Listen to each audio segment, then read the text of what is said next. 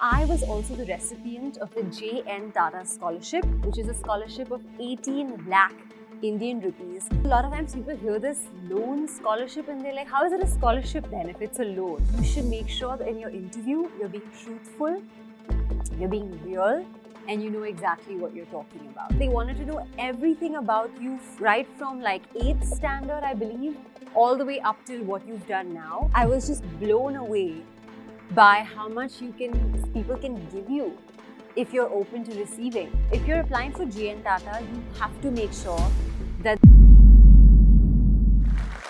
most people do not know that scholarships exist to help them fund their education abroad.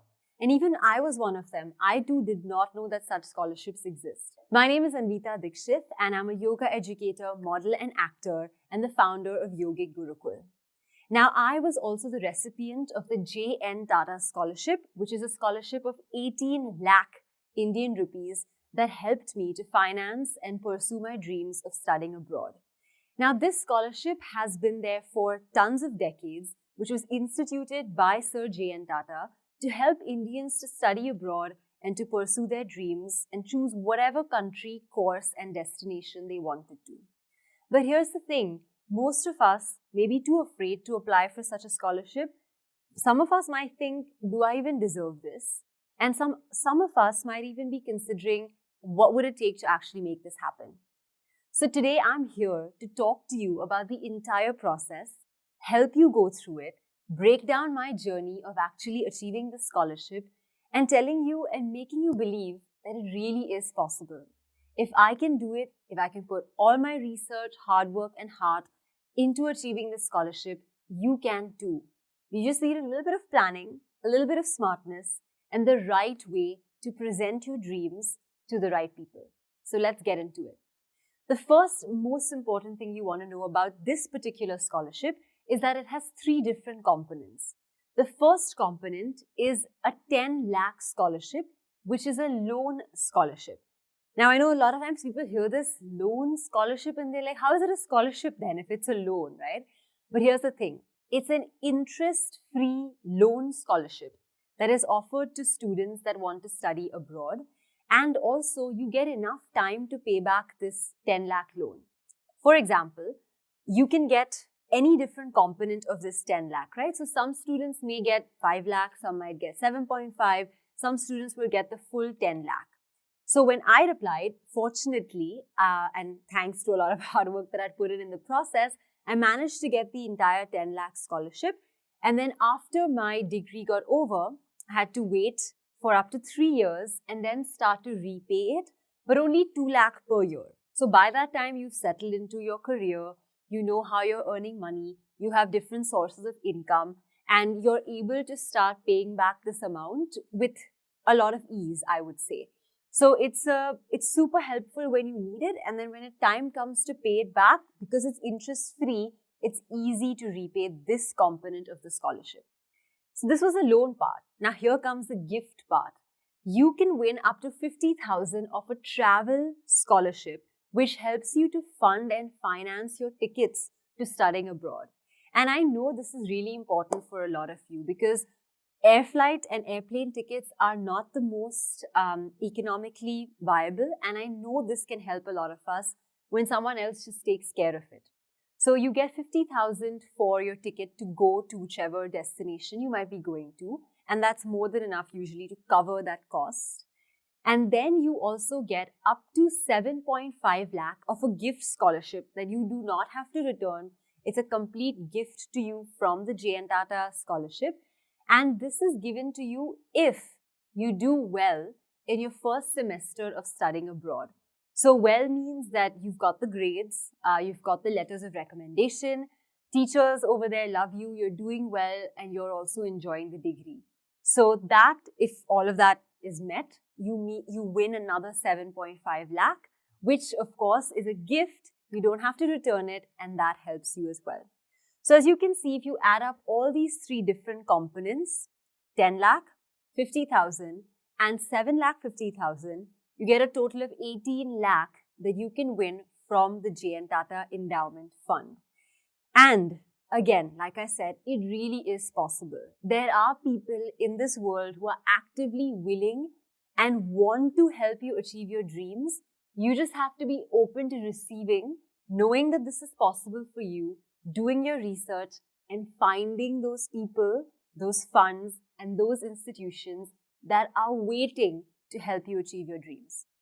So now that we know what this fund comprises, and we know in particular what the JN Tata Scholarship offers us, let's get into understanding how do we achieve it.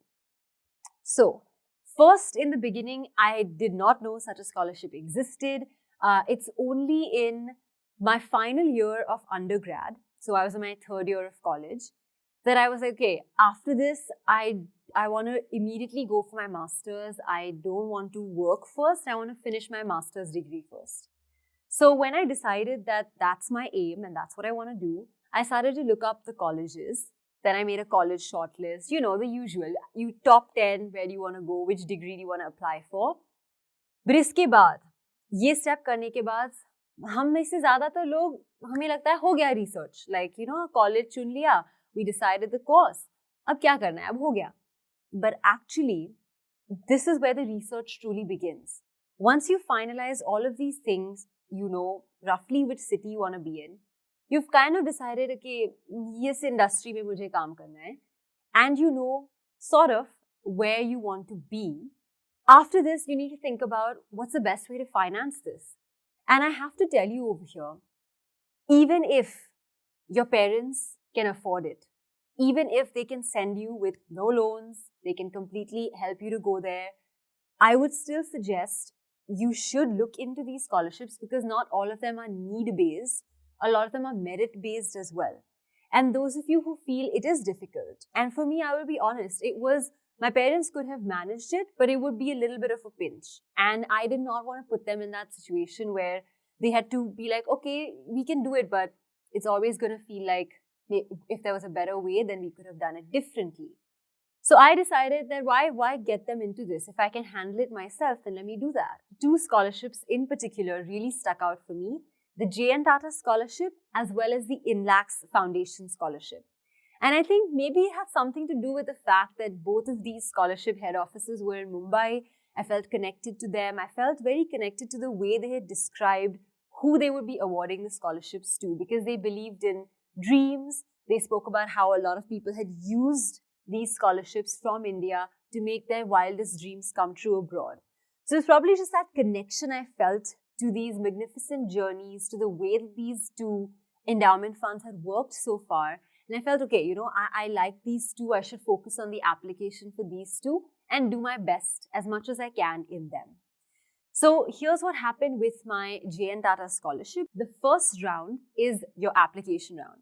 And I have to tell you, I really think that my JN Tata written application was longer than my college application, because it took so much effort. They wanted to know everything about you, right from like 8th standard, I believe, all the way up till what you've done now, across academics, across sports, across extracurricular, everything. And you really had to showcase who are you, why are you here, and why should we take your application seriously. So I took at least 1 week to fill in that written application, because I was like, I wanted to be mindful. I was going slow. I was like, this is important. मुझे अच्छी तरीके से करना है. So let me do it the best I can. Mind you, in terms of a timeline, usually when you go abroad, you go somewhere in August or September, and you're usually filling this in. The deadline is somewhere at the end of March. So if you're applying for JN Tata, you have to make sure that the year you're going, before March of that year, you have finished your written application. I get a lot of messages, emails, and DMs from people who message me after the deadline saying, can you give us tips? Can you help us? And I'm like, I can help you, but maybe for next year, because no one's going to reverse the deadline, right? So try to be precise from the start and have these deadlines in place. If you're an Excel sheet person, that'll really help. For me, I had started my research a year ago. So in May of the previous year, I already knew that March is the deadline. So I had a lot of time to prepare. So, you know, doing your homework is always helpful. Now, once you've cleared this, once you finish this written application round, the next step is they will actually see if you're worthy and call you in for the next round. So I got an email saying, we really liked your application and we would like to see you in the next round. And I was thrilled. I was like, this is great. I'm super, super excited to see what comes next. Next, they're going to shortlist you even further based on an academic test. This is pretty much like your SAT, GRE, very similar to all of that. And if you've already been studying for it, I would say कि अलग से पढ़ाई करने की इतनी ज़रूरत नहीं है. Also, tension लेने की ज़रूरत नहीं है. So please don't get stressed and worked up about this. Be cool, be calm. Shanti se give that written exam and you'll be fine, right? If you're already giving so many other exams, it's just one more along the same lines. For me, the time I gave it, we were given the test online, right? So they give you like a questionnaire and how to do it. And you just have to very sincerely fill out that test and submit your answers. I will also say here that honesty and being a good person is very important. Please do the test to the best of your ability. At least when I gave it, it used to be at home. So there's no point trying to do anything else but sincerely giving the exam, right? It's just a measure of your own intelligence. Why would you do it any other way? Do it the right way. So once you finished giving your aptitude test, you finished it, then from there, if you get selected further, you will have the interview round. Now, this is actually where they test you inside out, because so far they've seen your writing, they've seen your academic thinking. Now they're seeing you for the first time and why you want to go abroad. And 18 lakh is a big, big amount. For someone to place an investment in you like that, they really have to be sure that you're the one, they believe in you and they would want to give you that push and encouragement. So my suggestion would be that you should make sure that in your interview, you're being truthful, you're being real, and you know exactly what you're talking about. So here's what happens in the interview. It's a 1 hour long interview. It's one of the longest interviews I have given and one of the best conversations that I have ever had. Okay. So in this, you have the director of the endowment fund along with a subject matter expert in your field. So it's never the same person for different applicants. Of course, the director of the endowment fund sits on all interviews, but a subject matter expert gets called in based on the degree you have chosen and what you would like to pursue. And that's important because they want to see how serious are you about your dreams, about pursuing it in the right way. So iska matlab ye nahi hai that you have to have all the right answers. They're not going to grill you, but they are going to find out if you have the right intention. कि आप सही reasons के लिए जा रहे हैं या ऐसे ही आपका मन बना और आप चल पड़े type. So you really have to see कि why am I doing this? So through my 1 hour, they asked me questions like, what would I do after this? Will I come back to India? What is my plan of action? And why have I chosen these subjects in particular? How will it help with my long-term goals? And they also asked me about my past experiences. They asked me about when I had failed. They asked me about what I had achieved. They asked me about my dreams, my hopes, and my greatest failures. And they let me speak in a way that was very meaningful, beautiful, and I felt very listened to, very heard.